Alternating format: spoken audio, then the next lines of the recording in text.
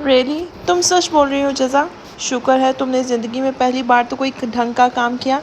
अब मज़ा आएगा। मैं अपनी शादी के लिए इतनी बेताब हुई है सुनकर। आई एम श्योर मैशम भाई जैसे इंसान फ़ौरन गैरत पकड़कर जल्द से जल्द मेरी और मेरे अंग्रेज़ की शादी फिक्स कर देंगे। इतना तो मैं भी उन्हें जानती ही हूँ। अब मेरे सारे जंग लगे सूट काम में आ जाएंगे। चलो इसी खुशी में अब तुम लोग को नया नकोर ब्रांडेड परफ्यूम लगाती हूँ। परी खुशी से चमक कर बोलती हुई अलमारी से अपना परफ्यूम निकाल आई थी और फिर खुशी से उछलते हुए सबसे पहले जज़ा के पास पहुंची थी और उस पर ढेर सारा परफ्यूम स्प्रे किया था। जज़ा के बाद वो पलट कर सोफे की तरफ गई थी और फराख दिली से उसने पलवशा और इंशरा पर बारी बारी परफ्यूम स्प्रे किया था। उसके बाद आईने के सामने जाकर खुद भी वो दिलफरेब खुशबू लगाने लगी थी। वाह परी क्या ज़बरदस्त परफ्यूम है, बहुत ही प्यारी फ्रेगनेंस है। प्लीज़ ये मुझे दे दो ना, मेरे मियाँ बहुत खुश होंगे। ऐसी मीठी खुशबुएं बहुत पसंद है उन्हें। पलवशा ने आईने में नज़र आते ही परी के अक्स को देखते हुए लजालत से कहा था, सोची भी ना, ये मुझे मेरे अंग्रेज़ ने गिफ्ट किया है। आपके मियाँ को पसंद है तो उनसे कहें खुद आपके लिए ऐसी मीठी खुशबू खरीद लाएं, उनकी जेब हल्की करवाएं। परी ने साफ कोरा जवाब दे दिया था, तुम बहुत ही बदतमीज़ हो, दफ़ा हो। मैं ज़रा बाहर जाकर अपने बेटे को देखूं, कब से ममानी के पास बैठा है। पलवशा बोलते अपनी जगह से उठकर बाहर की तरफ जाने लगी थी, मगर जज़ा की शरारती आवाज़ सुनकर वो जाते जाते रुक गई थी। देखा आप ही, अब तो गिफ्ट्स के तबादले भी आम होने लगे हैं। बहुत बड़ी शिकायतें होती थी कि मेरे अंग्रेज़ गूंगा है, बोलता नहीं है, कभी मेरी तरफ देखता भी नहीं है। मगर आप ज़रा मुलाहिज़ा करें कितने महंगे परफ्यूम्स और मोबाइल फ़ोन गिफ्ट किए जा रहे हैं। जज़ा ने परी के कंधे पर टिका दुपट्टा खींचते हुए उसे छेड़ा था। ना तो तुम्हारे पेट में इतना दर्द क्यों हो रहा है? अगर वो मुझे गिफ्ट दे रहे हैं तो अपने अंग्रेज़ को देखा है? रांझे का दूसरा एडिशन हर वक्त जज़ा जज़ा का कलमा पढ़ते तुम्हारे आगे पीछे घूमते हैं, उन्हें तो कभी नहीं टोका। मगर मेरे अंग्रेज़ के दिए हुए 2 गिफ्ट भी तुम्हें खटकने लगे हैं। परी ने तड़क कर जज़ा को जवाब दिया था और उसका जवाब सुनकर सोफे पर बैठी इंशा कहका लगाकर हंस पड़ी थी। वो जब भी परी और जज़ा के साथ होती थी अपनी दोनों जेठानियों की इस खट्टी मीठी नोक-झोंक को महसूस मुस्कुराहट के साथ सुनने का काम करती थी। बोलती तो वो आमतौर पर कम ही थी, मगर परी और जज़ा के सामने तो उसे मुख्तसर बोलने का भी मौका नहीं मिलता था। अभी उसके कहका लगाकर हंसने पर पलवशा, जो बड़ी देर से खामोश बैठी इंशा को देख रही थी, मुस्कुराते हुए उसके पास चली आई थी। इंशा गुड़िया, तुम भी तो कुछ बोला करो, ऐसे चुप रहोगी तो इन दोनों के साथ गुजारा नहीं होना तुम्हारा। जब ये दोनों अब जब सामने आमने होती हैं तो वैसे ही एक दूसरे पर हमले करती हैं, मगर अब तुम्हें इन दोनों के साथ सारी ज़िंदगी रहना है तो ये खामोश रहने की आदत छोड़ दो। पलवशा ने मोहब्बत से मोमी गुड़िया जैसे इंशा की पेशानी चूमते हुए कहा था, जो पलवशा की बात सुनकर धीरे से मुस्कुरा दी थी। वाह बे इंशरा, हमारी दोनों खुद गर्ज ख़वातीन ने अपनी वालेहाना मोहब्बत जताकर बता दिया है कि तुम आज बड़ी प्यारी लग रही हो। इसलिए अब तुम्हें महसब भाई से स्टाइल की दाद भी ना मिली तो अफसोस मत करना और ना ही अपनी तैयारी की तरफ से मशकूक होना। परी ने कुछ दूर खड़ी जज़ा के पास जाकर उसके कंधे पे हाथ फैलाते हुए शरारत से कहा था। तभी बाहर से पलवशा के बेटे की रोने की आवाज़ें आने लगी थी। शायद उसे कोई ऊपर उठा लाया था। रोने की आवाज़ सुनकर पलवशा भागते हुए अंदाज में बाहर चली गई थी। तो तुम्हें क्यों जलन हो रही है? तुमसे मोहब्बत जताने के लिए मैंने अपना पूरे का पूरा देवर और इंशरा ने अपना जेठ दान कर तो दिया है ना, ना शुक्री, फिर भी तुम्हें सब्र नहीं। और ये इंशरा को प्यार करने की बात तो मैंने इसलिए किया था क्योंकि मुझे पता है कि अपने सैफ़ी इस मामले में खासे शरीफ हैं। वो तो इंशरा से इस स्टाइल में प्यार जताएंगे नहीं। उफ़ कितनी भोली हैं आप जज़ा भाभी, महसूब और शरीफ। इंशरा ने मुस्कुराते हुए अपने हाथ से पेशानी को छुआ था, जिसे कई बार वो शरीफ शख्स अपने लबों के लम्ब से दहका चुका था, और इंशरा की आंखों के सामने 2 ब्राउन शरारती चमक से भरी आंखें घूम गई थी। तो इनका काम मैंने कर दिया, मगर तुम अपने अंग्रेज़ से अपनी खूबसूरती उस रात वाली मीटिंग में सुना है ना, आजकल पाबंदी के साथ रोज़ रात को 10 बजे के बाद मेमश भाई तुम्हारे दरबार में हाज़िरी लगाने आते हैं। बस तभी अच्छी तरह उनसे स्टाइल में दाद ले लेना। जज़ा ने मुस्कुराते हुए परी का पोल खोल दिया था, जबकि खुद को नोक पलक तक संवारने के बाद अलमारी में अपना परफ्यूम रखने पलटती हुई परी जज़ा के इस इंकिशाफ से धकसी रह गई थी। आखिर जज़ा को इस वीडियो कॉलिंग के बारे में कैसे पता चला? महमिश तो उसे अपने रूम में लॉक होने के बाद कॉल करता था। फिर जज़ा को किसने बताया? ऐसा कुछ नहीं है, वो बस कभी कभी मुझे कॉल करते हैं, इसलिए ज़्यादा बातें मत बनाओ। परी अलमारी के मुंह में मुंह दिए दिए बोली थी और अपना परफ्यूम छुपा कर रख रही थी, क्योंकि पलवशा नदीदी की उस पर नज़र पड़ चुकी थी और परी को मालूम था कि वो उसकी अलमारी से ज़रूर ये परफ्यूम ले उड़ेगी। اس لیے وہ پرفیوم کو خفیہ خانے میں چھپا کر رکھ رہی تھی۔ اچھا جی، مگر میری ان گنہگار آنکھوں نے تو یہ دیکھا ہے کہ جناب مہوش ابراہیم کسی لڑاکا کی شکایت دور کرنے کے لیے کچھ مہینوں سے سرتاپا بدل کر رہ گئے ہیں۔ اس لڑاکا کو اپنی محبت کا یقین دلانے کے لیے وہ سنجیدگی کا چولا اتار کر سرتاپا عاشقی کے رنگوں میں رنگ گئے ہیں۔ وہ مہوش بھائی جو پہلے اپنی پنکچویلٹی کے لیے خاصے مشہور تھے، اب اکثر انسٹیٹیوٹ بھی تاخیر سے پہنچنے لگے ہیں، کیونکہ صبح اٹھتے انہیں پہلے ایک لڑاکا کے دیدار کے لیے اسے ویڈیو کال کرنی ہوتی ہے تاکہ وہ اپنی دید کی پیاس بجھا سکے۔ اس لیے بات کرتے کرتے اکثر انہیں وقت گزرنے کا احساس نہیں ہوتا اور وہ انسٹیٹیوٹ جاتے ہوئے لیٹ ہو جاتے ہیں۔ جزا مزید انکشافات کیے جا رہی تھی اور پری جزا کی معلومات پر دانت پیستی اس کی طرف گھومی تھی۔ یہ لڑاکا کس کو کہا تم نے؟ مہوش بھائی کی سزا؟ پری جزا کو شعلہ بار نگاہوں سے دیکھتے ہوئے اس کے سر پہ آ کے کھڑی ہوئی تھی، مگر جزا اس کی گھورتی نگاہوں کو کسی خاطر میں نہیں لائی تھی اور مسلسل دانتوں کی نمائش کرتی پری سے دور جا کر کھڑی ہو گئی تھی کہ چڑیل پری کے حملہ کرنے کا ڈر بھی اس کے دل میں موجود تھا۔ تمہیں کہہ رہی ہوں اور کسے کہہ رہی ہوں؟ میرے شریف دیور بھلا اتنی جرأت کر سکتے ہیں کہ تمہارے ہوتے ہوئے کسی اور کی طرف دیکھیں، اور تم نے انہیں خاصا فاس بھی کر دیا ہے۔ ایک دن خود میرے ان گنہگار کانوں نے سنا تھا کہ مہوش بھائی فون پہ بڑی محبت سے کسی پرستان کی پری سویٹ ہارٹ مائی لو فون پر بڑی محبت سے کسی کو پرستان کی پری سویٹ ہارٹ مائی لو اور جانو کہہ کر مخاطب کر رہے تھے۔ اب وہ پرستان کی پری اس کی لڑاکا منگیتر یعنی تمہارے علاوہ کون ہوگا؟ جزا پری کو تپاتے ہوئے بولی تھی۔ تو تمہیں کیا تکلیف ہے پھر؟ تمہارے والے کون سے سلو ہیں؟ وہ بھی تو کافی رنگین ناموں سے بلاتے ہیں۔ ان کے طرز تخاطب کا تو کبھی برا نہیں مانا تم نے؟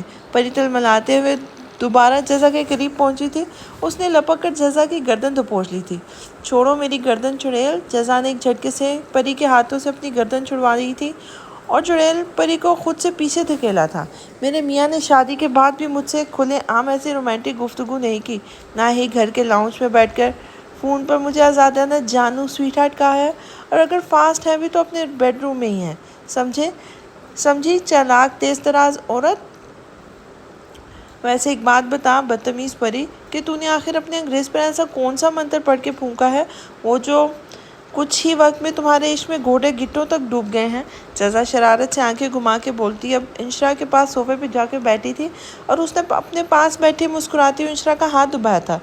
دور فٹے منہ، یہ بھی سن لیا اس بدتمیز عورت نے؟ واقعی میری بے حیا انگریز آج کل ہر وقت مجھے فون کھڑکانے لگے ہیں اور پتہ نہیں کہاں سے اور کیسے کال کرتے ہیں کہ سب لوگ ان کو مجھ سے بات کرتے دیکھ اور سن لیتے ہیں۔ شکر ہے اس جزا کی بچی نے میرے بے شرم انگریز کا صرف طرز تخاطب ہی سنا ہے، اس کی مزید گلفشائیاں نہیں سنی۔ مگر اب مسٹر انگریز پر جلد سے جلد روک لگانی پڑے گی، ورنہ پھاپے کٹنی جزا پوری دنیا میں ان کی باتوں کی تشہیر کرتی پھرے گی اور مجھے شرم سے ڈوبنے کو چولہے پر پانی بھی نہیں ملے گا، کیونکہ یہ رائتا میرا ہی پھیلایا ہوا تھا۔ پریش ابرار شاہ، واقعی تیرا نصیب خراب ہے، کرنا سیدھا چاہتی ہے اور ہو الٹا جاتا ہے۔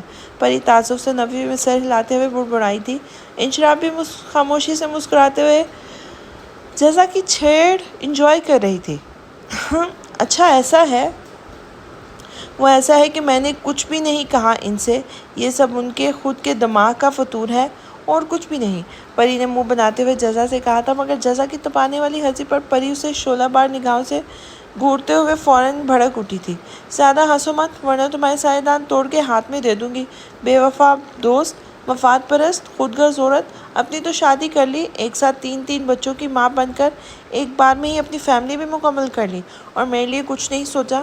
میرے انگریز کو یہ سب کبھی نہیں کرنا پڑتا، اگر وقت رہتے میری ان سے شادی ہو جاتی۔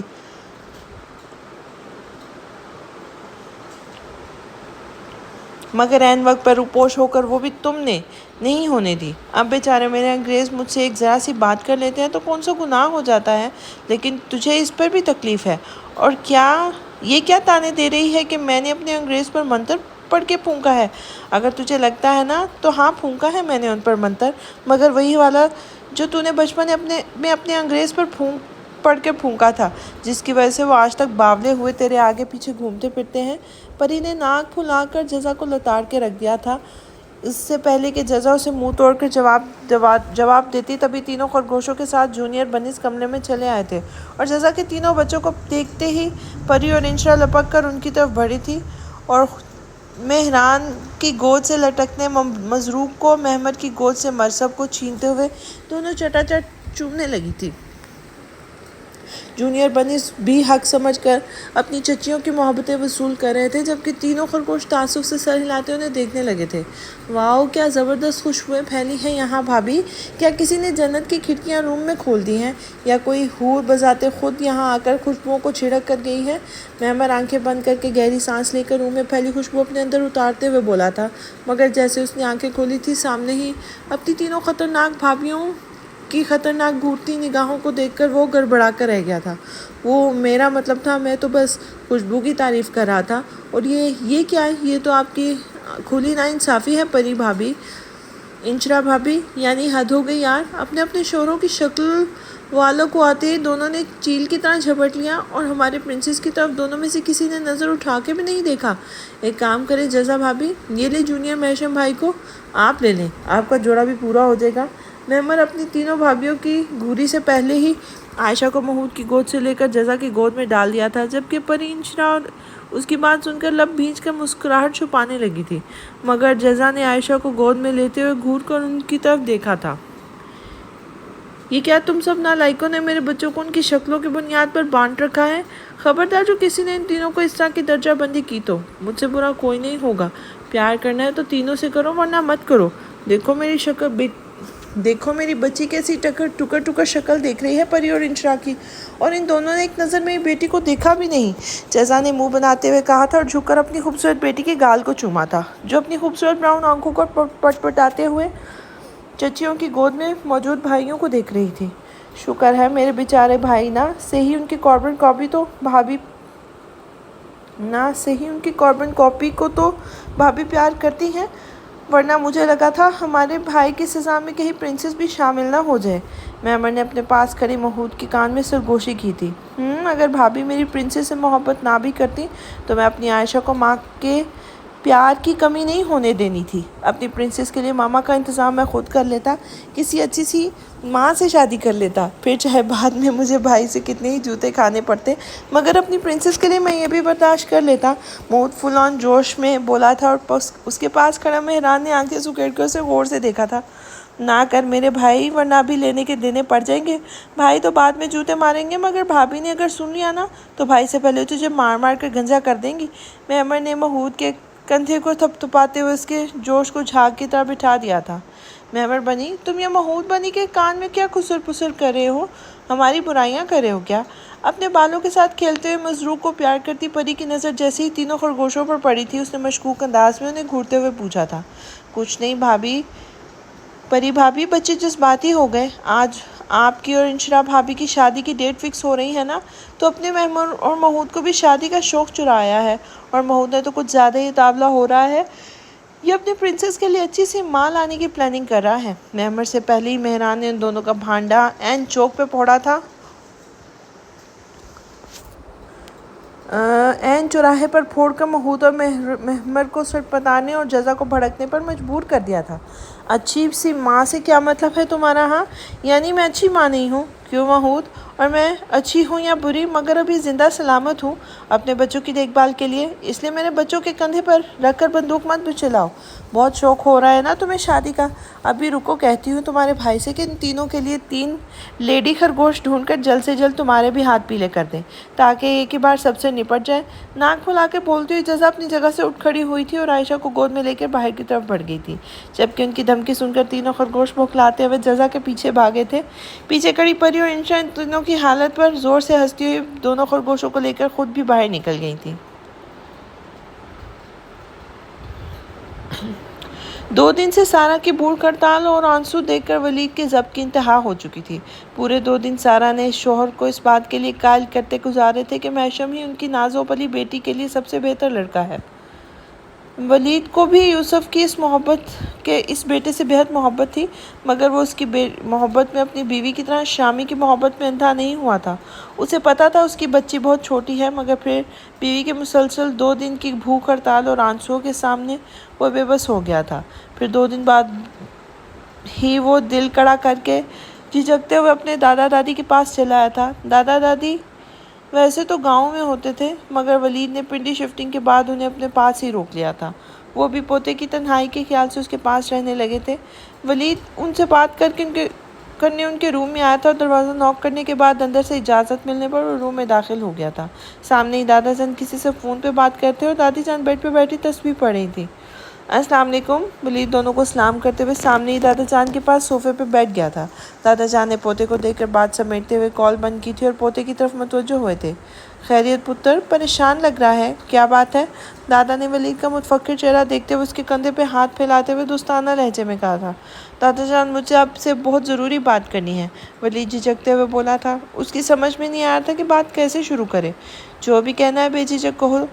سہیل کے بعد اب میں دادا ہونے کے ساتھ تمہارا باپ بھی ہوں، اس لیے جیسے تم اپنے باپ سے اپنے دل کی بات کرتے تھے مجھ سے بھی کہہ سکتے ہو۔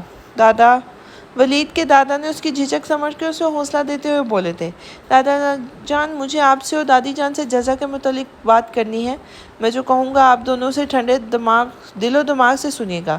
اصل میں دادا جان، میں نے اور سارا نے جزا کی پیدائش سے پہلے یہ سوچ رکھا تھا کہ اگر ہمارے ہاں کوئی بیٹی ہوگی تو اسے یوسف بھائی کے بڑے بیٹے سے منسوب کر دیں گے، کیونکہ سارا سمیت مجھے اس بچے سے بہت محبت ہے۔ پھر اللہ نے ہماری سن لی اور جزا پیدا ہو گئی۔ ابھی جزا بس 5 سال کی ہے، مگر اس کے لیے ابھی سے میرے کچھ ایک دوستوں کے سوا خاندان کے بھی کچھ لوگوں سے دستے سوال دراز کرنے لگے ہیں، مگر میں یہ سارا بالکل نہیں چاہتے کہ ہم جزا کے لیے کسی اور کے بارے میں سوچیں، اور نہ ہی ہم یہ چاہتے ہیں کہ بنا کسی ٹھوس بنیاد کے ہم کسی کو بھی مایوس کر کے اس کے ساتھ اپنے تعلقات خراب کریں۔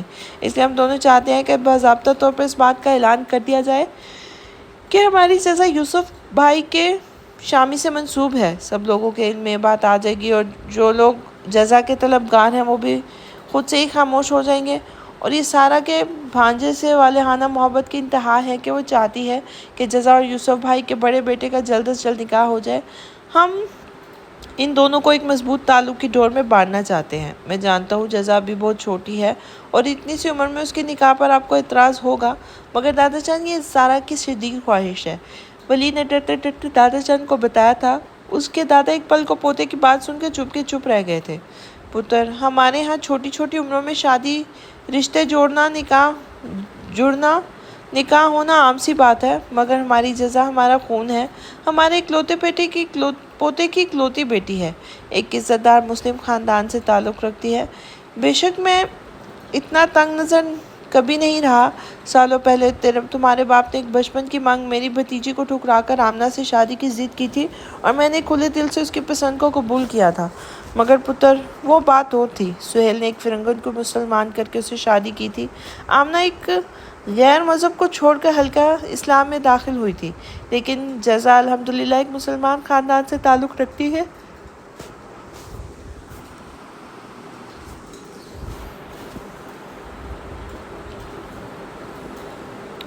تم اس کے لیے کسی عزت دار اور مسلم خاندان کا کہتے تو میں تمہاری بات پوری ہونے سے پہلے ہی ہاں کر دیتا، مگر تمہارے اس فرنگی ماموزاد کے 9 مسلم گھرانے میں قطعی اپنی پوتی دینے کے حق میں نہیں ہوں۔ ولید کے دادا جان نے پوتے کو اپنا فیصلہ سنا دیا تھا، مگر ولید خان بیوی کی وجہ سے اتنی جلدی اپنا کیس نہیں ہارنا چاہتا تھا۔ دادا جان، ایسے مت کہیں، یوسف بھائی بھی ماما کی طرح پورے دل سے اسلام قبول کر چکے ہیں، ان کی شادی کو سالوں گزر چکے ہیں، مگر ان کے اندر کسی نے کبھی غیر مسلموں والی کوئی برائی نہیں دیکھی۔ اگر ایسا ہوتا تو بابا زارا بھابھی کو ان سے نہیں بیاہتے۔ زارا بھابھی میری سالی بننے سے بھی پہلے یوسف بھائی کے نکاح میں ہیں اور خود ایک مسلم عورت ہیں۔ یوسف بھائی بھلے ہی ایک مسلم خاندان میں پیدا نہیں ہوئے، مگر جب سے وہ دائرہ اسلام میں داخل ہوئے ہیں انہوں نے اپنے ہر عمل سے ثابت کیا ہے کہ وہ ایک بہت اچھے مسلمان ہیں۔ دادا جان وہ حافظ قرآن ہیں اور انہوں نے اپنے 3 بیٹوں کو بھی حفظ کروایا ہے۔ میرے خیال میں جس دل میں قرآن اترا ہوتا ہے اس پر شیطان غلبہ پا ہی نہیں سکتا۔ پلیز دادا جان مان جائیں، سارا کو اپنے بھانجے سے بے حد محبت ہے۔ پاپا یوسف بھائی سے بہت پیار کرتے تھے۔ زہرا بھابھی کے یوسف بھائی سے شادی بھی خود پاپا نے کروائی تھی، اور ماما بھی اپنے بھتیجے پر جان نثار کرتی تھی، ان سے بہت محبت کرتی تھی۔ خود میشم اور یوسف بھائی بھی مجھے بہت عزیز ہیں۔ اور کیا آپ جانتے ہیں دادا جان کے پاپا کی بھی یہی خواہش تھی۔ جس وقت ان کا انتقال ہوا یوسف بھائی سارا جزا سب ان کے پاس تھے، تو سب کی موجودگی میں انہوں نے یوسف بھائی کا ہاتھ جزا کے سر پر رکھا تھا۔ اس بات سے آپ اندازہ لگا لیں کہ وہ یوسف بھائی پر کتنا اعتماد کرتے تھے کہ انہوں نے اپنی پوتی کے لیے ان کے خاندان کو چنا تھا۔ پلیز اپنے مرحوم بیٹے کی خواہش کو رد نہ کریں دادا جان، ولید نے لجاجت سے کہتے ہوئے دادا کے ہاتھ تھام لیے تھے۔ تبھی وہ بے بسی سے اپنے سامنے بیٹھی شریکیات کو دیکھنے لگے تھے، جنہوں نے اس بات میں سر ہلا کر شوہر کو اپنی رضامندی دینے کا اشارہ کیا تھا۔ ٹھیک ہے پتر، اگر یہ سہیل کی بھی خواہش تھی تو اب میرا اعتراض کوئی معنی نہیں رکھتا، مگر ایک بات یاد رکھنا، ولید کے جس شخص کے گھر تم نے اپنی بیٹی دے رہی ہے وہ نو مسلم شخص ہے۔ اس کے دل میں دین واقعی موجود ہے یا نہیں یہ اللہ جانتا ہے، لیکن تم دعا کرنا زندگی کے کسی حصے میں بھی تمہیں اس فیصلے پر پچھتانا نہ پڑے۔ ولید کے دادا نے اپنی رضامندی دے دی تھی، جس پر وہ ان کے ہاتھ چومتا ہوا بیوی کو خوشخبری سنانے چلا گیا تھا۔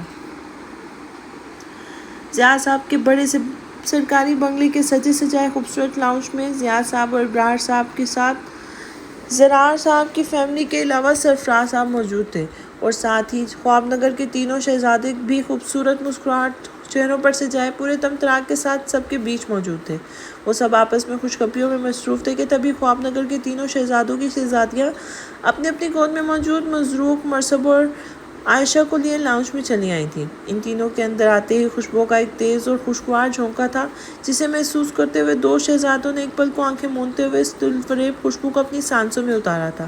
پھر آنکھوں کھولتے ہی دونوں کی بے قرار نظریں فوراً داخلی دروازے کی طرف اٹھی تھیں اور سامنے کھڑی اپنی شہزادیوں پر جم سی گئی تھیں، جبکہ ان تینوں میں سے سب سے خوبصورت گہری اور اداس آنکھوں والے شہزادے نے غلطی سے بھی اوپر دیکھنے کی جرات نہیں کی تھی، کیونکہ وہ کچھ دیر پہلے وہ اپنی بے اختیاری کا انجام دیکھ چکا تھا۔ اس کی اداسی اور خاموشی اس کے بالکل سامنے کھڑی اس کی شہزادی نے بھی شدت سے محسوس کی تھی، اور بغور اس کی جھکی ہوئی نظروں کو دیکھا تھا۔ پلین میرون کلر کی چائنیز کالر شرٹ کے ساتھ بلیک جینز اور پیچ کلر کی کالی پٹی والی کوٹ میں اپنے گولڈن براؤن بالوں کو جیل سے ایک طرف سیٹ کر کے نیچے نظروں کے ساتھ بیٹھا آج لگ ہی اتنا خوبصورت رہا تھا کہ ان 10 مہینوں میں پہلی بار اس اداس آنکھوں والے شہزادی کی اداسی کو دیکھ کر اس ظالم شہزادی کا دل اس کے پہلو میں بہت زور سے دھڑکا تھا۔ اس کے سرخ و سفید چہرے پر چمکتے سیب جیسے گال جو اس کی کلین شیو چہرے پر بہت حسین لگتے تھے، اس وقت نہ جانے کس احساس سے مزید سرخ ہو رہے تھے۔ سامنے کھڑی اس کی شہزادی اپنے اس بے حد خوبصورت شہزادی کی خوبصورتی میں جیسے کھو سی گئی تھی۔ اس کا دل تڑپ تڑپ کر گواہی دے رہا تھا کہ اس اداس آنکھوں والے شہزادی کی اداسی کی اصل وجہ وہ خود تھی۔ اسی احساس نے اسے مضطرب سا کر دیا تھا۔ وہ نہ جانے کب تک خاموش کھڑی اپنے خوبصورت سے شہزادے کو دیکھتی کہ پری کی آواز پر چونک گئی تھی۔ السلام علیکم۔ پری نے سب کو سلام کیا تھا، جس کا جواب سب نے کورس میں دیا تھا۔ پھر اس نے ایک تارانہ نظر پورے لاؤنج میں دوڑائی تھی۔ بائیں طرف بڑے سے 7 سیٹر صوفے پر ضیاء صاحب، ابرار شاہ، زرار صاحب، سرفراز صاحب بیٹھے تھے، اور ان کے برابر والے صوفے پر ضیاء الدین اور اس کے بعد محشم کے بالکل ساتھ مہمش اور محضب تھے۔ ساری خواتین ان کے بالکل سامنے ہی دائیں طرف پڑے صوفوں پر بیٹھی تھی۔ پری سب کا جائزہ لیتے ہوئے مرزوق کو گود میں لے کر دائیں طرف بیٹھی شبانہ بیگم کے پاس چلی گئی تھی۔ شبانہ بیگم اور بیگم ضیاء بالکل آمنے سامنے پڑی سنگل صوفے پر بیٹھی تھی، اور ان کے بیچ پڑے دوسرے 7 سیٹر صوفے پر پلوشہ اور انشرا کی امی بیٹھی تھی۔ پری کے پیچھے پیچھے اجازہ اور نروس سے انشرا بھی جا کر اپنی ممی کے پاس بیٹھ گئی تھی۔ پری نے پلوشہ کے ساتھ نشست سنبھالتے ہی ذرا کی ذرا سامنے بیٹھے اپنے ساحر انگریز کو دیکھا تھا، جو پینٹ اور بلیک شرٹ پہ چاکلیٹ براؤن کالی پٹی والی اسٹائلش کوٹ پہنے نظر لگ جانے کی حد تک خوبصورت لگ رہا تھا، اور پری کی آنکھوں میں اسے دیکھ کر واضح ستائش اتر آئی تھی۔ تبھی زیر لب ماشاءاللہ کہتے ہوئے اس کے لب بے اختیار خوبصورت انداز میں مسکرانے لگے تھے۔ مہمش کی بھی بے چین نظر اپنے ساتھ بیٹھی اپنی پرستان کی پری پر تھی، جو گرین کلر کے شرارے میں اپنے کھلے خوبصورت بالوں کے ساتھ اتنی خوبصورت لگ رہی تھی کہ وہ سب کی موجودگی میں بھی اپنی آنکھوں کو لگام نہیں دے پا رہا تھا۔ کچھ ایسا ہی حال اس کے پاس بیٹھے انشرا کے انگریز کا بھی تھا۔ انشرا بھی اپنے انگریز کی بےتاب نظروں کے حصار میں خود کو محسوس کرتے ہوئے گھبرا رہی تھی، جو سب لوگوں کی موجودگی کا لحاظ کے بنا ساکھ کر بیٹھا اسے ہی دیکھ رہا تھا۔ جزا اور اپنی ماں کے پاس صوفے پہ بیٹھے ہوئے انشرا بھی اپنے جھمکوں سے کھیلتے ننھے مرسب کی آڑ لے کر چور نظروں سے بیٹھے اپنے شہزادے کو دیکھا تھا، جس نے بلیو جینس پہ وائٹ ٹی شرٹ اور ایکوا بلیو کلر کا کوٹ پہنا ہوا تھا۔ انشی، یہ اتنا تیز پرفیوم کیوں لگایا تم نے؟ انشا کی امی بیٹی کے بیٹھتے ہی اسے گھرکتے ہوئے دھیمی آواز میں بولی تھی۔ انشا کو کچھ مت کہیں آنٹی، یہ آپ کی دوسری طرف جو خاتون بیٹھی ہے، یہ خوشبوؤں کی برسات انہوں نے سب کے اوپر کی ہے، مجھ پر، پلوشا آپی پر اور انشا پر بھی۔ آپ جانتی تو ہیں کہ خوشبو کی کتنی دیوانی ہے یہ جواب جزا نے سارے دانتوں کی نمائش کرتے ہوئے دیا تھا، اور پری کا نام سن کر عائشہ کی امی کے تاثرات بدل گئے تھے۔ انہیں اپنی بیٹی کی نٹکھٹ سی جیٹھانی بہت پسند تھی، تبھی انہوں نے مسکراتے ہوئے پری کو دیکھا تھا، جبکہ پری نے خود کو خاتون کہے جانے پر جزا کو گھور کر دیکھا تھا، اور پھر اپنی گود میں بیٹھے ننھے مجروح کو سامنے ٹیبل پر رکھا چاکلیٹ اٹھا کر کھانے لگی تھی، کھلانے لگی تھی جو مہمانوں کی توازوں کے لیے ناشتے کے لوازمات کے ساتھ رکھا گیا تھا۔ بھائی کو کیک کھاتا دیکھ کر انشا کی گود میں موجود مرسب اور جزا کی گود میں موجود جونیئر میشم بھی مچل کر اتر گئے تھے۔ تبھی انشا اور جزا کو بھی پلیٹ میں تھوڑا سا کیک لے کر ان دونوں کو کھلانا پڑا تھا۔ کیا کروں بیٹا، میں تو تنگ ہوں اس لڑکی سے، یہ ناہنجار میری ایک نہیں سنتی، اپنی اس دیوانگی کے پیچھے باپ کا اتنا پیسہ ضائع کرتی ہے۔ ہزاروں بار منع کر چکی ہوں کہ اتنی تیز خوشبو مت لگایا کرو، مگر مجال ہے جو کسی بات پر بھی کان دھر لے۔ میری پلوشا نے مجھے کبھی ایسا پریشان نہیں کیا تھا جیسے یہ کرتی ہے، اس سے تو میں ناک تک عاجز آ چکی ہوں۔ جزا، جلد سے جلد کوئی نزدیکی ڈیٹ دیکھنا تاکہ ہم بیاہ کر کے اپنے فرض سے سبکدوش ہو جائیں۔ بہت نخرے برداشت کر لیے صاحبزادی کے، اب میاں کے گھر جا کے اس سے فرمائشیں پوری کروائیں، شبانہ بیگم نے منہ بناتے ہوئے کہا تھا۔ ان کی بات سن کر پلوشا اور جزا زور سے ہنسنے پڑی تھی، مگر پری فوراً بھڑک اٹھی تھی۔ یہ پبلکلی میں بے عزتی کر کے اچھا نہیں کر رہی ہیں آپ، اگر اتنی ہی بری لگتی ہوں تو پہلے ہی زہر دے کے مار دینا تھا نا۔ مجھے لگتا ہے آپ بس آپ ہی کی ماں ہیں، مجھے تو جیسے کسی یتیم خانے سے گود لیا تھا آپ نے۔ چاہ رہی ہوں میں اب کوئی میرے پاس نہ آئے، پری جھنجھلا کر بولتی ہوئی مرزوق کو کیک کی پلیٹ سمیت لے کر اٹھ کھڑی ہوئی تھی۔ ابھی تک سب خواتین دھیمی آواز میں ہی باتیں کر رہی تھیں، اس لیے مرد حضرات ان کی باتوں سے مستفید ہونے کے بجائے اپنی اپنی باتوں میں لگے ہوئے تھے، مگر مہمش کی نظر جو کب سے پری پر ٹکی ہوئی تھی، اس نے پری کے تاثرات دیکھ کر اسے کھڑے ہونے سے اندازہ لگایا تھا کہ سامنے اس کی پری کو یقیناً کسی نہ کسی نے چھیڑ دیا ہے۔ تبھی دور سے بھی اس کے چہرے پر پھیلی برہمی صاف دکھائی دے رہی تھی، اور اسے آج کے دن بھی اسے برہم دیکھ کر وہ اپنی جگہ پہلو بدل کر رہ گیا تھا۔ شرافت سے بیٹھ جاؤ، ابھی بے عزتی نہیں کی ہے، مگر زیادہ چوچرا کی تو سب کے سامنے اتنے جوتے لگاؤں گی کہ لگ پتہ جائے گا بے عزتی کیا ہوتی ہے۔ شبانہ بیگم کی اس بات پر اس بار جزا پلوشا کے ساتھ انشرا نے بھی بمشکل اپنی مسکراہٹ روکی تھی، اور پری ماں کی دھمکی سن کر دوبارہ بیٹھ گئی تھی، شرافت سے دوبارہ بیٹھ گئی تھی، مگر اس کا چہرہ رونے والا ہو گیا تھا۔ ارے کیا کر رہی ہو شبانہ، کیوں میری بچی کو ڈانٹ رہی ہو؟ اتنی تو پیاری ہے وہ۔ پری، آ جاؤ میرے پاس بیٹھو تم، اور اس شرارتی گڈے کو تو مجھے دے دو۔ ضیا بیگم نے فوراً پری کو اپنے پاس بلایا تھا، اور پری مرزوق کو لے کر اپنی جگہ سے اٹھ کر انشا کی جگہ جا بیٹھی تھی، جبکہ انشا شبانہ بیگم والی سائڈ چلی گئی تھی۔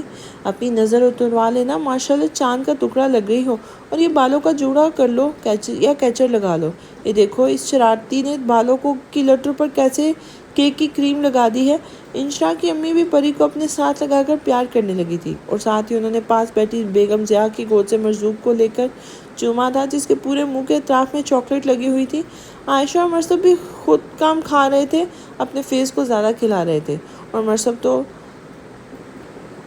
کریم والے منہ سے انشا کو کس کرتے ہوئے اس کے ایک گال پر کریم لگا بھی دی تھی۔ آنٹی، تینوں دیورانی جٹھانی نے اکا کیا ہوا ہے، آج تینوں بجلیاں گرانے کی پوری تیاریاں کر کے آئی ہیں۔ ہمارے انشا اور جزا کو دیکھیں ذرا، کتنی خوبصورت خواب نگر کے شہزادے ہیں نا، اللہ نے اتنی پیاری شہزادیاں بھی ان کے نصیب میں لکھی ہیں، اور مجھے لگتا ہے کہ مستقبل میں خواب نگر کا نام بدل کر روپ نگر رکھنا پڑے گا، پلوشا نے مسکراتے ہوئے کہا تھا، اور اس کی بات سن کر جزا اور انشا مسکرا دی تھی، جبکہ پری کی گردن فخر سے کچھ زیادہ ہی اکڑ گئی تھی۔ थैंक्स आपी एंड थैंक यू आंटी। देखा अम्मी जान, मेरी खूबसूरती के कितने चर्चे हो रहे हैं, और एक आप हैं मुझ जैसे हीरे की कदर ही नहीं करती। परी माँ से कहते हुए अपने बाल समेट कर जूड़े में बांध रही थी कि तभी उसकी नज़र सामने बैठे अपने अंग्रेज़ पर पड़ी थी, जो अफीफ से अंदाज में नफ़ी में सर हिलाते हुए उसे बाल बांधने से रोक रहा था। उसके बिल्कुल पास ही इंशरा का अंग्रेज़ भी बेतकल्फ़ी से मरसब से बातें करती इंशरा को मीठी नज़रों से देख रहा था, जबकि उसके पास बैठे जज़ा का अंग्रेज़ युद्दीन से बातों में गुम था। परी ने अपने अंग्रेज़ को आंखें दिखाते हुए बाज रहने का इशारा किया था और अपने पास बैठी पलवशा के बालों से कैंचर खींचकर अपने पूरे सारे बाल कैचर में जकड़ लिए थे। उफ जंगली बिल्ली, मेरे बाल क्यों खोले? और ये ऐसे मत लगाओ, अंदर जाकर हेयर पिन से बस साइड के बालों को समेट कर सेट कर लो। इस ड्रेस पर खुले बाल अच्छे लग रहे हैं। पलवशान ने बालों का जूड़ा बांधते हुए सर पर दुपट्टा टिका लिया था। इस वक्त तीनों खरगोश जज़ा परी के साथ आए हुए थे न जाने कहाँ गायब हो गए थे। अचानक अंदर आए और उन्होंने जज़ा इंशरा की अम्मी की गोद में से मौजूद तीनों जूनियर्स को बड़ी बड़ी चॉकलेट्स थमाई थी, और अपनी खुराक के साथ सीनियर खरगोशों को देखते हुए वो जूनियर मचल उठे थे। तभी महमर, महूद और मेहरान ने इन तीनों को गोद में लेकर उनकी सूरत पर लगा केक भी साफ़ किया था। कहाँ गायब हो गए थे गधे के सर से सींग की तरह? ये सवाल परी की तरफ से आया था, और साथ ही पलवशा ने एक ज़ोरदार धप उसकी कमर पर रिसीव की थी, जबकि शुबाना बेगम ने घूर कर उसे देखा था और बाकी सब मुस्कुराने लगे थे, मगर परी बहन के सवार पर बुलबुला उठी थी। आप ही खबरदार जो इस जज़ा चुड़ैल की तरह मुझ पर हमले किए, सोच लीजिएगा आपके मियाँ को बता दूंगी कि आपने उसका निकनेम क्या रखा हुआ है। परी ने बेगम ज़िया की वजह से पलवशा के कान में सरगोशी करके उसे धमकाया था, जो उसकी बात सुनकर घबरा गई थी और झट से उसने नफ़ी में सर हिलाया था। मेरी बहन नहीं हो, कुछ मत कहना प्लीज़। एक तो बदतमीज़ परी के हाथ में सबकी दुखती रात मौजूद है। बताओ बनीस कहाँ गए थे? क्या जज़ा की बात को सीरियस ले लिया? अरे लेडी खरगोश महशम भाई ढूंढेंगे, तुम लोग मोहब्बत मत करो। परी ने शान बेनियाजी से कहते हुए उन तीनों के चेहरे को देखा था, जो सारी खवातीन की मौजूदगी में उसकी बात सुनकर खजल हो गए थे। तौबा है परी भाभी, हम बाहर गए थे, बच्चों के चॉकलेट्स और कुकीज़ मेहरान गाड़ी में भूल आया था, वहीं लेने गए थे।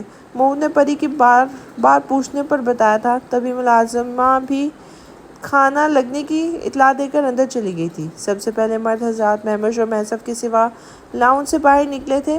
उनके पीछे पीछे पलवशा के साथ सभी खवातीन भी चली आई थी, मगर जज़ा की नज़र जैसे ही अपने दोनों देवरों पर पड़ी थी, उसने हैरत से उन्हें देखा था, और उसके बाद एक नज़र अपने साथ वाले सोफे पर बैठी इंशरा और परी को देखा था, जो उसके साथ ही बाहर जाने को उठ गई थी। तीनों खरगोश भी वहीं रुके हुए थे, और उन्होंने फ़ौरन इंशरा और परी को वहीं रोक दिया था। शायद उस वक्त भी कोई खुराफात उनके दिमागों में चल रही थी। तभी सबके जाते ही वो जज़ा के सामने पहुंचे थे। ज़रा बाहर जाकर संभाल लीजिएगा, कुछ पिक्स बनानी है। भाई भाभी की आपकी मदद दरकार है सरकार आला, मैमर ने जज़ा से मुतलजी लहजे में कहा था। बिल्कुल नहीं, मैमर और नाना जान दोनों साथ हैं, वो सब बाद में करते रहना इस वक्त बिल्कुल अच्छा नहीं लगेगा। सब बाहर हैं और इन लोग अंदर रहेंगे तो आंटी अंकल फ़ौरन पूछेंगे। चलो बाहर, जज़ा ने मैमर को आंखें दिखाते हुए कहा था। 2 मिनट की बात है यार, आप भाई को हैंडल कर लीजिएगा बस। और आप लोग वहाँ क्या खड़ी हैं, जल्दी से यहाँ आएँ, कोलाज बनाना है मैंने। आप दोनों यहाँ खड़ी हो जाएं जूनियर्स के साथ। मेहरान बोलता हुआ शोगी से मुस्कुराते हुए मैमश और मैसफ को पकड़ लाया था। मैमश ने अपनी शरारती परी के पास आते ही उसका हाथ थाम कर चिपके से उसके बालों में लगा कैचर उतार कर अपने कोट में रख लिया था। वापस कर दें, मेरा नहीं आप ही का है, इसलिए उसे यादगार के तौर पर रखने की कोई फ़ायदा नहीं, परी ने हल्की सी आवाज़ में मैमश से कहा था, और मैमश ने फ़ौरन कैचर को अपने कोट से निकालकर ऐसे फेंका था जैसे वो कैचर नहीं सांप हो। अब इतना खौफज़दा होने के लिए भी नहीं कहा था मैंने, परी नाक चढ़ाकर बोली थी, जबकि इंशरा का दिल अपने अंग्रेज़ को पास आते देखकर ज़ोर ज़ोर से धड़कने लगा था। बहुत हसीन लग रही है इंशरा, बेहद खूबसूरत, बेहद खुश नसीब हूँ मैं कि अल्लाह ने मुझे दुनिया में ही औरत आकर दी। मैसफ ने इंशरा का हाथ पकड़ते हुए उसके झुके सर और शर्म से सुर्ख पड़ते चेहरे को देखकर सरगोशी में कहा था। भाभी यार, हमसे ज़्यादा शिद्दत से ये डिमांड वहाँ से आई है, पीछे देखें कैसे दोनों लव बर्ड्स हाथों में हाथ डाले खड़े हैं। मैमर जो कब से जज़ा से बहस में बिजी था, अचानक से जज़ा के पीछे खड़े मैसफ, परी और इंशरा की तरफ इशारा करते हुए बोला था। तभी मैमश और मैसफ ने जज़ा के पलटने से पहले ही तेज़ी से घबराकर परी और इंशरा का हाथ छोड़ा था, मगर جزا سے دونوں کی یہ حرکت مخفی نہیں رہی تھی اور پھر وہ بنا کسی بحث کے تعصب سے سر ہلاتی عائشہ کو لے کر باہر نکل گئی تھی۔ نکاح کی کارروائی مکمل ہو چکی تھی۔ ننھی جزا کو سارا نے آج موقع کی مناسبت سے چھوٹا سا شرارہ پہنایا تھا، تو محشم نے بھی ماں کی فرمائش پر سفید کڑکڑاتا ہوا شلوار قمیض پہنا تھا۔ سر پر خوبصورت سا میرون کولا اور میرون جیکٹ میں وہ چھوٹا سا دلہا اتنا خوبصورت لگ رہا تھا کہ زارا اور سارا سمیت یوسف اور ولید نے بھی اسے گلے لگا کر ڈھیروں پیار کیا تھا۔ جزا کے دادا جان اور پوتا اور دادی بھی پوتے کی اور اس کی بیوی کی خوشی میں خوش تھے۔ سرفراز صاحب بھی نواسے اور نواسی کی اس خوبصورت جوڑی کو دیکھ کر بے حد خوش تھے، خاص کر اس بات سے کہ ان کی بیٹیوں کے اولادیں اب ہمیشہ ایک دوسرے سے جڑی رہیں گی۔ حالانکہ انہیں جب زارا نے محشم اور جزا کے نکاح کے بارے میں بتایا تھا تو انہوں نے دبے لفظوں میں بیٹی سے کہا تھا کہ محشم اور جزا کی عمروں میں زیادہ فرق ہے، اس لیے جزا کا نکاح محشم کی بجائے اگر محضب سے ہوتا تو زیادہ بہتر لگتا۔ مگر زارا نے ان کا اعتراض یہ کہہ کے ختم کر دیا کہ سارا جو بچپن سے محشم کی دیوانی تھی، اس نے خود شروعات سے ہی محشم کو ہی اپنی بیٹی کے لیے سوچا ہوا تھا، اس لیے زارا نے بھی بہن کی خوشی کو مقدم جانا۔ بیٹی کی بات سن کر سرفراز صاحب خاموش ہو گئے تھے۔ فاتح بھی ماموں ہونے کے ناطے دونوں بھانجے بھانجی کی خوشی میں خوش تھا، مگر نائلہ کو بے جوڑنے کا ایک آنکھ نہیں بھایا تھا۔ بڑے ہونے کے بعد اپنے کسی ایک بیٹے کے لیے وہ جزا کو مانگنے کا ارادہ رکھتی تھی، مگر زارا کے یوں اچانک نکاح کے فیصلے پر اس نے سسر کے سامنے خاصی ناگواری ظاہر کی تھی۔ بہرحال نکاح بخیر و عافیت ہو گیا تھا۔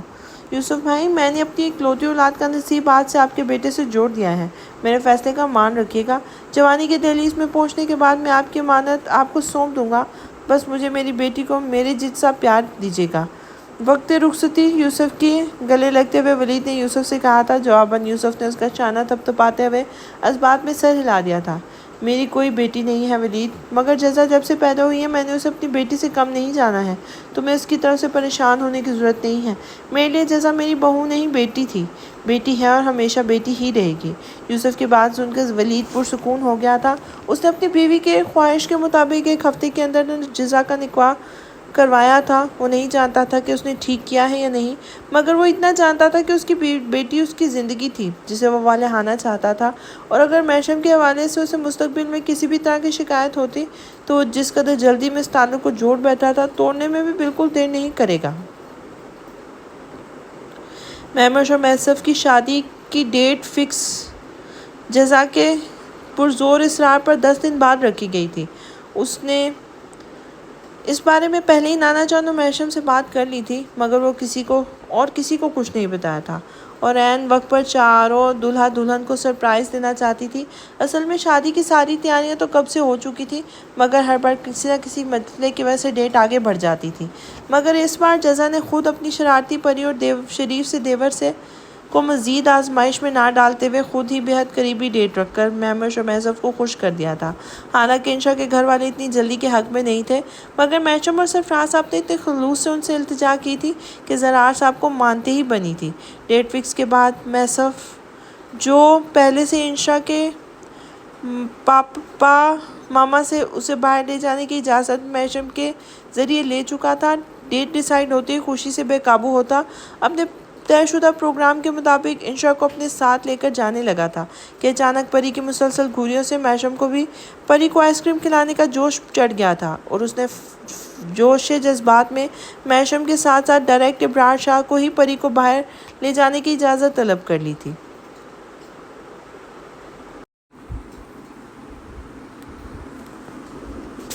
ابرار شاہ اس کی بات سن کر ایک پل کو خاموش ہو گئے تھے، اور سامنے بیٹھے محشم نے بھرمی سے محمش کو گھورا تھا، جبکہ بڑے بھائی کی خود پر جمی سنجیدہ اور برہم نظریں دیکھتے ہی محشم کی سٹی گم ہو گئی تھی۔ وہ ایک دم چپ چاپ رہ گیا تھا، لیکن بھلا پل وشا کا جو بہنوئی کی مدد کو فوراً میدان میں کود پڑی تھی، اور اس نے بھی سیر الدین کے ساتھ آنند فنند آئس کریم کھانے جانے کا پروگرام بنا لیا تھا۔ اس کا بیٹا سو چکا تھا، اس لیے اسے ساس کے حوالے سے کر کے اس نے تیاری پکڑ لی تھی، اور پھر تینوں خرگوشوں کو بھی اچانک آئس کریم کھانے کا موڈ بن گیا تھا، اور انہوں نے بھی کباب میں ہڈی بن کر بھائیوں اور دونوں بھاوجوں کے ساتھ جانے کی ضد شروع کر دی تھی، بنا محسف اور محمش کی گھورتی نگاہوں کی پرواہ کیے۔ پھر ابرار شاہ کے ساتھ ضیاء صاحب اور سرفراز صاحب نے بھی ان سب کو اجازت دے دی تھی۔ سرفراز صاحب نے محشم سے بھی کہا تھا کہ وہ جزا کو اپنے ساتھ لے جائیں، مگر محشم نے نانا کی بات سننے سے پہلے ہی انہیں انکار کر دیا تھا، جبکہ کتنے دنوں کے بعد بلکہ مہینوں کے بعد جزا کا بھی دل چاہا تھا کہ وہ بھی سب کی طرح محشم کے ساتھ آؤٹنگ پر جائے، مگر محشم کے صاف انکار پر اس کا موڈ بری طرح خراب ہو گیا تھا۔ اس نے ضیاء الدین کی کسی بات پر مسکراتے ہوئے محشم کو قہر بھری نظروں سے گھور کر دیکھا تھا۔ اتفاق سے مسکراتے ہوئے محشم کی بھی نظر اس وقت جزا پر گئی تھی اور اس کے چہرے پر پھیلی برہمی دیکھ کر وہ ٹھٹک کے رہ گیا تھا۔ محشم کی اپنی طرف متوجہ ہونے پر جزا ایک جھٹکے سے اپنی جگہ سے اٹھ کر پری کے روم کی طرف چلی گئی تھی، جبکہ پیچھے بیٹھا محشم اچانک سے جزا کے بگڑے تیوروں کو دیکھ کر حیران سے سوچنے لگا تھا، اس نے آخر اب ایسا کیا کر دیا ہے جو اس کی نخریلی بیوی کے تباہ ناز پر گراں گزرا تھا۔ جانے سے پہلے پری اور انشا چادر اوڑھنے پری کے روم میں آئی تھی اور دونوں نے جزا کو بھی اپنے ساتھ چلنے کا کہا تھا اور محشم کو بھی راضی کرنے کی ذمہ داری پری نے اپنے سر لے لی تھی، مگر جزا نے اسے صاف منع کر دیا تھا اور محشم سے بھی کوئی بات نہ کرنے کی سختی سے ہدایت دی تھی۔ جواباً پری بھی اسے 1001 باتیں سنا کر پیر چٹکتی ہوئی انشا کو لے کر ساتھ چلی گئی تھی، اور پھر سب کے جانے کے بعد محشم کے گھر جانے کے بلاوے پر ہی جزا سوجے ہوئے منہ کے ساتھ پری کے روم سے باہر آئی تھی۔ باہر لاؤنج میں ہی نانا جان اور محشم اس کے منتظر کھڑے تھے۔ جزا نے چادر درست کرتے ہوئے شبانہ بیگم سے بچوں کے متعلق پوچھا تھا۔ انہوں نے بتایا تھا کہ تینوں بچوں کو بھی سینئر خرگوش اپنے ساتھ لے گئے تھے۔ ان کی بات سن کر جزا نے اس بات میں سر ہلا دیا تھا۔ وہ جانتی تھی کہ اس کے تینوں بچے ماں سے زیادہ چچاؤں سے اٹیچ تھے، اور اب تو تینوں سینئر خرگوشوں کے ساتھ میسف اور مہمش بھی تھے، اس لیے ان تینوں جونیئر خرگوشوں کی عیش تھے۔ پھر محشم سب سے ملنے کے بعد نانا جان اور جزا کو لے کر گھر کے لیے نکل گیا تھا۔ میں پیچھے بیٹھوں گی، محشم اس کے لیے جیسے ہی فرنٹ ڈور کھولا تھا جزا نے تڑک کر کہا تھا، مجھ سے فرنٹ سیٹ پر بیٹھا نہیں چاہتا۔ سرفراز صاحب نے بنا جزا کو مخاطب کیے کہا اور پچھلا دروازہ کھول کر اندر بیٹھ گئے تھے۔ تبھی دل پر جبر کرتے ہوئے جزا فرنٹ سیٹ پر بیٹھ گئی تھی اور محشم جو اس دوران بالکل خاموش کھڑا تھا، جزا کے بیٹھتے ہی گھوم کر دوسری طرف گیا تھا اور ڈرائیونگ سیٹ سنبھال لی تھی، جبکہ جزا کنکھیوں سے پیچھے بیٹھے نانا جان کو دیکھنے لگی تھی۔ اس نے نوٹس کیا تھا کہ گھر سے یہاں تک سرفراز صاحب نے نہ تو جزا کو مخاطب کیا تھا اور نہ ہی ان سے کوئی بات کی تھی، بلکہ اب تو وہ اس سے مخاطب ہوئے بنا اپنی مجبوری بتا کر پیچھے بیٹھ گئے تھے اور چلتی گاڑی سے باہر کے نظارے دیکھنے میں گم ہو گئے تھے۔ نانا جان کے بعد اس کی نظر اپنے پاس بیٹھے محشم پر پڑی تھی۔ آج کتنے ہی عرصے بعد وہ اس ساحر شخص کے ساتھ اس گاڑی کی فرنٹ سیٹ پر بیٹھی تھی، حالانکہ اسے خواب نہ کر کے واپس آئے کافی وقت بیت گیا تھا۔ اس دوران اس کا کئی بار آنا جانا ہوا بھی تھا، بچوں کو ڈاکٹرز کے پاس لے جانے کے لیے، ان کی شاپنگ کے لیے یا پھر کسی دوسری ضروری کاموں کے لیے۔ وہ ہر بات محشم کا ساتھ جانے کی بجائے کبھی مہمش یا تینوں خرگوشوں میں سے کسی نہ کسی کی خدمات حاصل کر لیتی تھی۔ سینئر بنس کا کالج ختم ہونے کے بعد یونیورسٹی شروع ہو گئی تھی۔ محشم نے ان تینوں کی فرمائش پر انہیں گاڑی دلوا دی تھی، اور ساتھ ہی میسف اور مہمش نے بھی اپنی بائک ان کے حوالے کر دی تھی، تو وہ کبھی بھی آزادانہ کبھی بائک تو کبھی گاڑی لے کر سیر سپاٹوں پر نکل جاتے تھے، اور ان کے ساتھ سواری ہونے کی وجہ سے جزا کو سب سے زیادہ آسانی یہ ہوتی تھی کہ اس کا محشم کے ساتھ کہیں بھی جانا نہیں ہو سکا تھا۔ آج بھی وہ مہمش کے ساتھ ان کی گاڑی میں ہی آئی تھی، اور ان لوگوں کا آئس کریم کھانے والا پروگرام نہیں بنتا تو اب وہ میسف یا مہمش کے ساتھ ہی جاتی، مگر اب محشم کے ساتھ جانا اس کی مجبوری تھا۔ نانا جان پیچھے بیٹھے بیٹھے شاید غنودگی میں چلے گئے تھے، تبھی جزا کو شرارت سوجی تھی۔ اس نے اپنی سیٹ بیلٹ کو ڈھیلا کیا تھا اور خود گھوم کر محشم کی طرف رخ موڑ کر بیٹھ گئی تھی اور بغور اپنے خوبصورت شہزادے کو دیکھنے لگی تھی۔ کچھ دیر پہلے ضیاء صاحب کے گھر کی طرح محشم کو دیکھ کر ایک بار پھر جزا کی دل کی دھڑکنیں تھمنے لگی تھی۔ وہ واقعی مردانہ وجاہت کا شاہکار تھا۔ گولڈن براؤن بال جو کچھ دیر پہلے اس ایک سائڈ پر جمے ہوئے تھے، اب اس کی کچھ لٹیں پیشانی کے ایک طرف سائڈ جھولنے لگی تھی۔ کھڑی لمبی لاک اور خوبصورت چاکلیٹ براؤن آنکھیں ونڈ اسکرین کے پار دیکھ رہی تھی۔ کھڑی ناک اس وقت گالوں کی ہم رنگ سرخ ہو رہی تھی، اور اس کے خوبصورت کٹاؤ والے گہرے سرخ ہونٹ آپس میں باہم ایک دوسرے میں پیوست تھے۔ سفید مضبوط بھورے بالوں والے ہاتھ سختی سے اسٹیئرنگ پر جمے ہوئے تھے۔ پیچ کلر کا کوٹ اس کے فیس پر پڑ رہا تھا، جس سے اس کا سرخ اور سفید کلین شیو والا چہرہ ہلکا پنکش لگ رہا تھا۔ جزا نے تسلیم کیا تھا کہ محشم جیسا حسین اس نے کبھی نہ کبھی دیکھا تھا اور نہ ہی اب تک وہ دیکھ سکی تھی۔ عورتوں میں اتنی زیادہ خوبصورتی اور حسن کا پائے جانا ایک عام سی بات ہے، مگر مردوں میں اتنا مکمل حسن بہت کمی سے دیکھنے کو ملتا ہے، اور جزا وہ خوش نصیب لڑکی تھی جسے میشم جیسا حسین و مردانہ وجاہت کے شاہکار جیسا خوبصورت مرد کی رفاقت نصیب ہوئی تھی۔ وہ خوبصورت تھا مگر اپنے باپ کی طرح اپنی خوبصورتی سے بے نیاز تھا۔ جزا کو اس کی ماں نے بتایا تھا کہ اسے اپنے بہن نوئی اور زارا کے شوہر یوسف کی یہی بات سب سے زیادہ پسند تھی کہ اسے اپنی خوبصورتی کا بالکل غرور نہیں تھا۔ گاڑی میں اس وقت 3 نفوس موجود تھے۔ نانا جان پیچھے بیٹھے اونگ رہے تھے مگر جزا اور میشم دونوں جاگ رہے تھے اور اتنے خاموش تھے کہ اس گمبھیر خاموشی میں وہ دونوں اپنی سانسوں کے ساتھ دھڑکتے دل کی آواز بھی سن سکتے تھے۔ خاموشی سے بیٹھی جزا کی نظریں مسلسل میشم پر ٹکی ہوئی تھی، مگر اس کی نظروں سے بے نیاز وہ سنجیدگی سے ڈرائیونگ کر رہا تھا۔ اس نے ایک بار بھی نظریں گھما کر جزا کی طرف نہیں دیکھا تھا، اس لیے جزا کو اس کی سنجیدگی اور بے نیازی بری طرح بے چین کرنے لگی تھی۔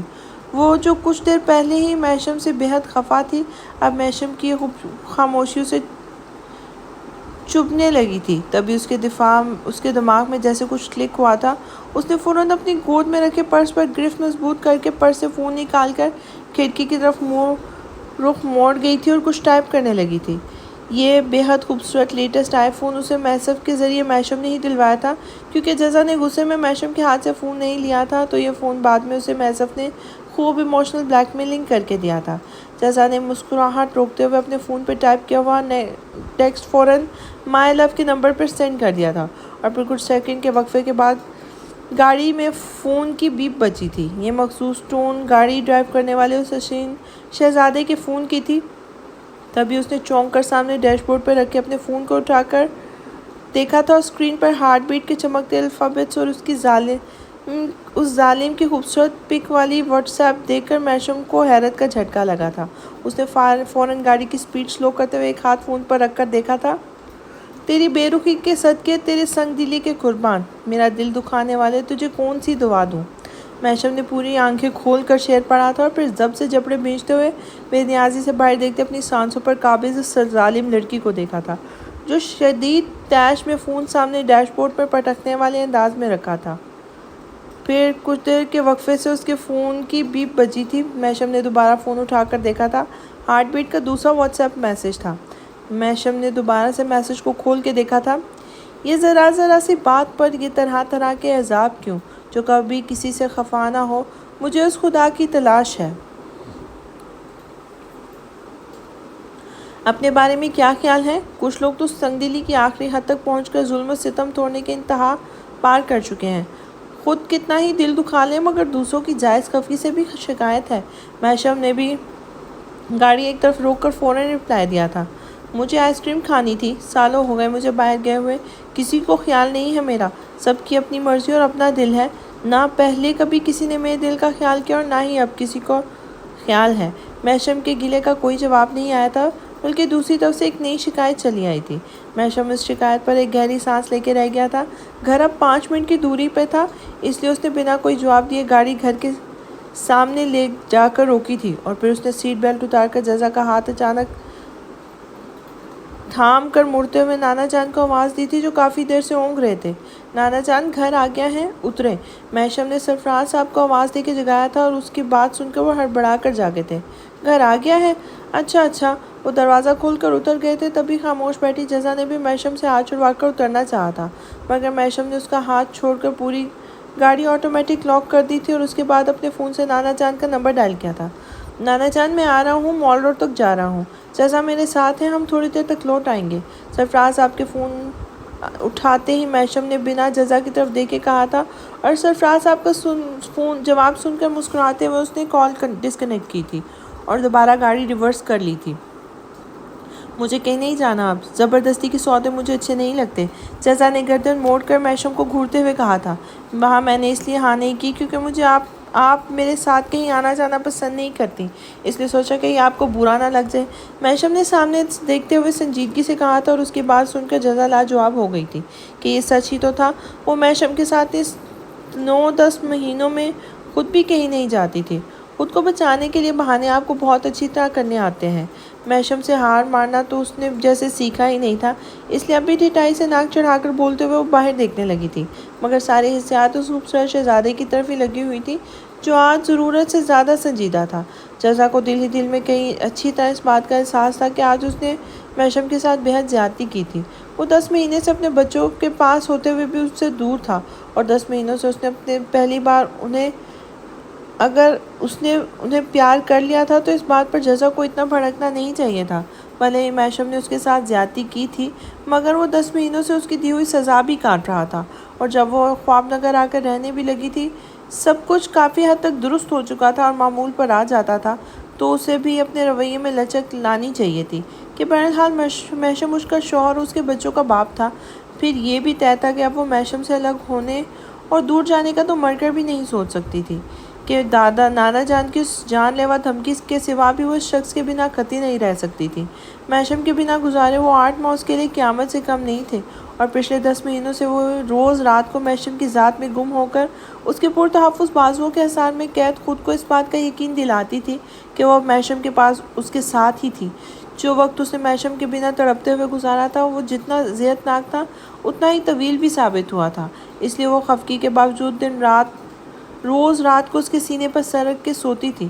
وہ محشم کی موجودگی میں پچھلے 8 ماہ جس اذیت کا شکار رہی تھی، لاشعوری طور پر وہ محشم کے قریب رہ کر اس اذیت کو دور کرنے کا سامان کرتی تھی۔ اپنے آس پاس محشم کی موجودگی محسوس کرتے ہوئے اس کے دل میں سکون اور اطمینان کی جو لہریں اترتی تھیں، اسی اطمینان اور سکون نے جزا کو محشم سے لاکھ خفگی کے باوجود الگ بستر پر سونے کی اجازت نہیں دی تھی۔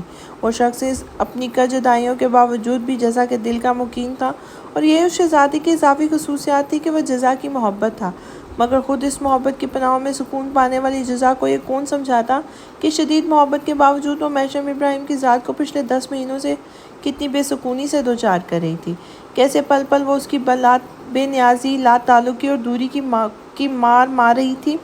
گاڑی کو بریک لگتے ہی اچانک سیٹ کی پشت سے سر ٹکائے بیٹھی جزا کی سوچوں کو بھی بریک لگ گیا تھا۔ آئس کریم یہاں ہی لے کر آ جاؤ یا باہر چل کے کھانی ہے؟ محشم نے مال روڈ کی شروعات میں ہی ایک سائڈ پر گاڑی روکتے ہوئے سوالہ نظروں سے جزا کو دیکھتے ہوئے پوچھا تھا۔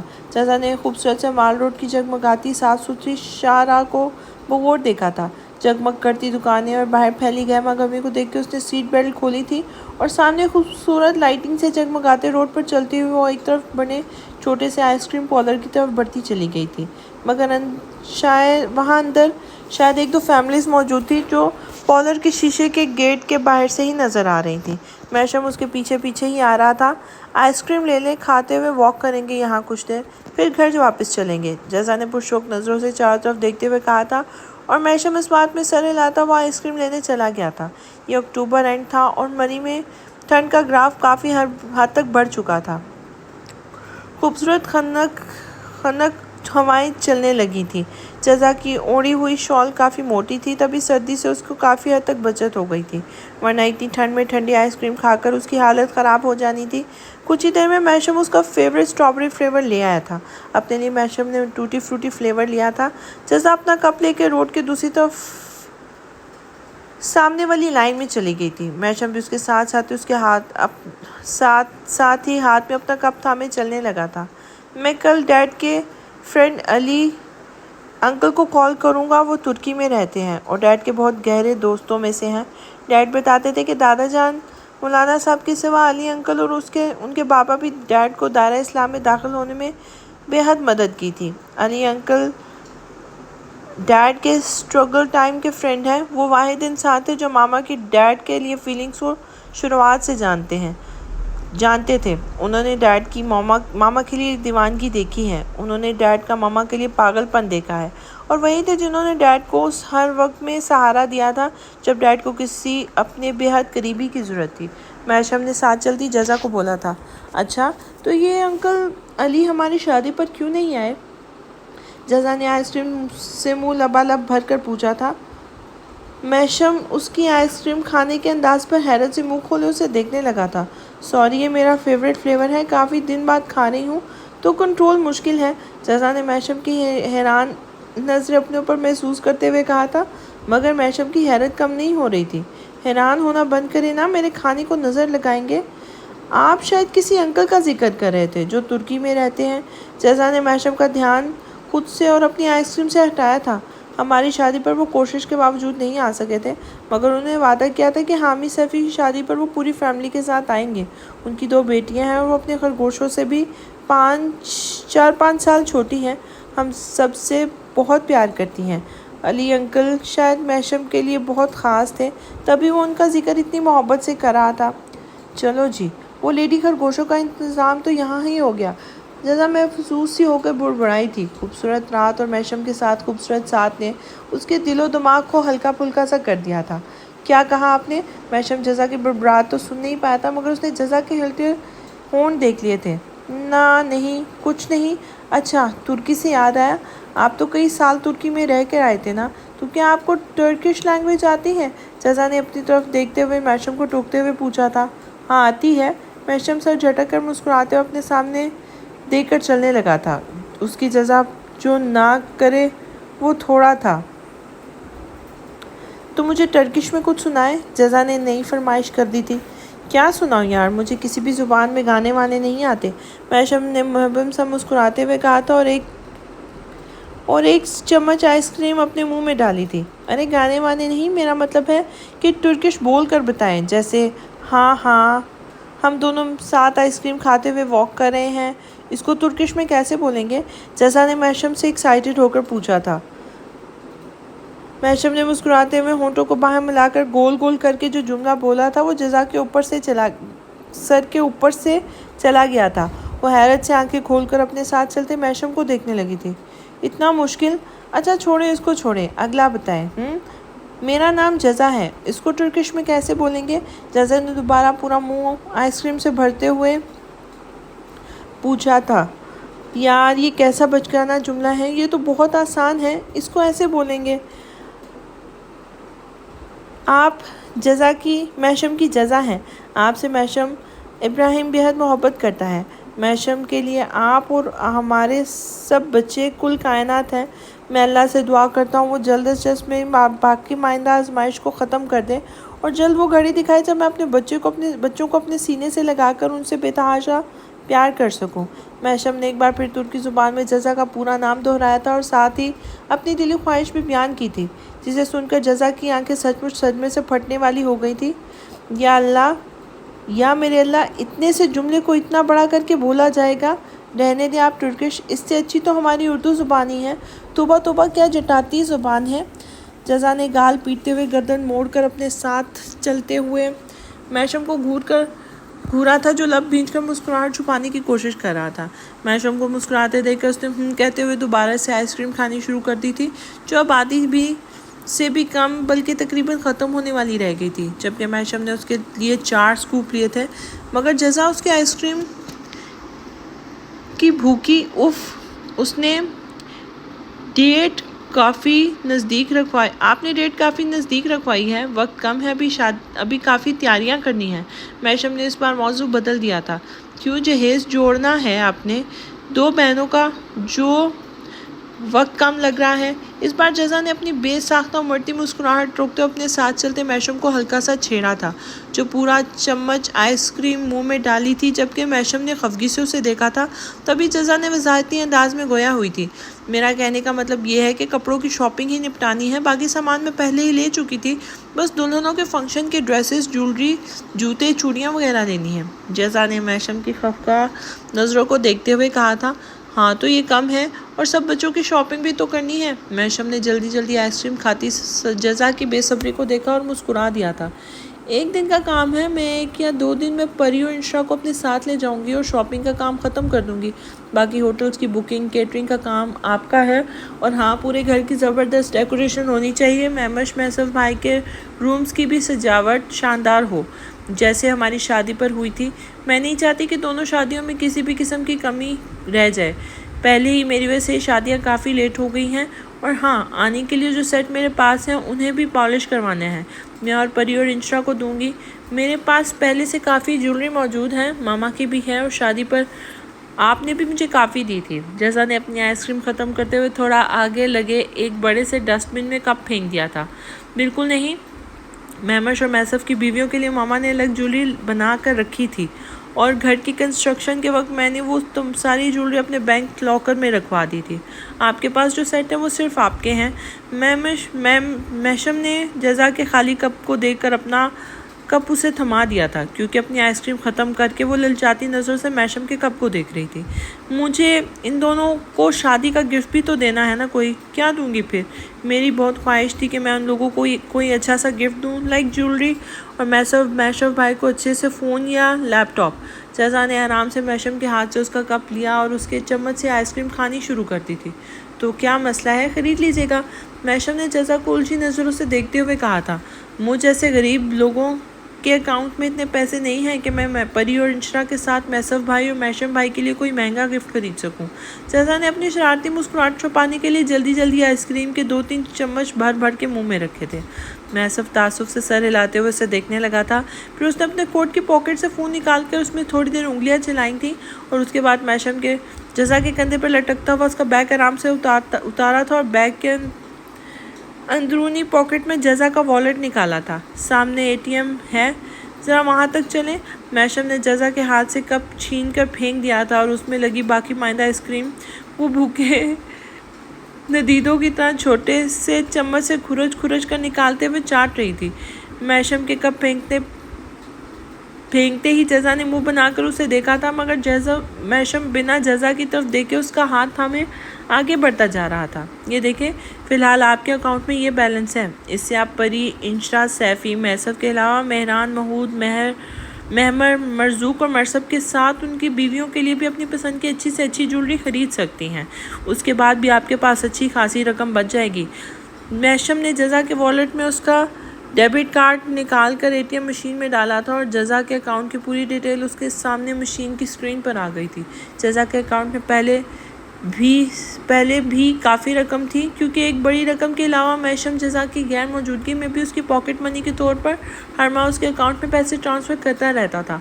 मगर अभी जज़ा का गुर्बत वाला ताना सुनकर मैशम ने चलते चलते उसके अकाउंट में ऑनलाइन ट्रांजैक्शन के थ्रू काफ़ी रकम ट्रांसफ़र कर दी थी, ताकि वो अपनी मर्ज़ी से दूल्हा दुल्हन के गिफ्ट ले सके। और उसके अलावा वो रोज़ाना बिना मांगे ही जज़ा के वॉलेट में काफ़ी सारी रकम रख देता था, ताकि जज़ा को ज़रूरत पड़ने पर किसी किस्म की परेशानी ना हो।